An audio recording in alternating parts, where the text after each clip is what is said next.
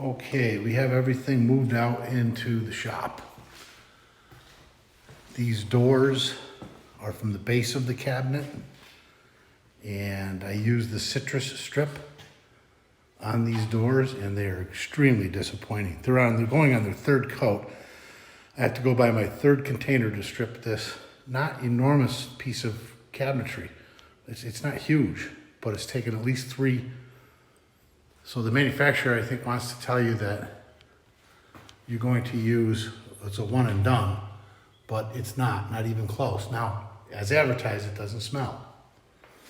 That's the sides. So on flat surfaces that don't have an excessive buildup, it works fine. But if you look and you see the crud that just won't come up, it's on there like epoxy.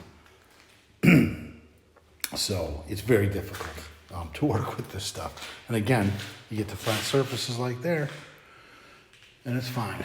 Up at the top, I'm not using any of this because again, it's a different wood, different finish. So that's gonna be wet sanded, smoothed all out with new lacquer paint, and then I'll paint these details by hand in a very, very good silver. I might even do silver leaf with glue.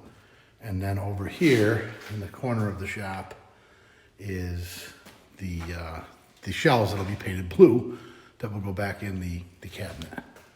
So that's the job that we're gonna do today. And let's see, I've got a sander down there, some rubber gloves, I got a grinder down there, pretty much everything I need to get this job done.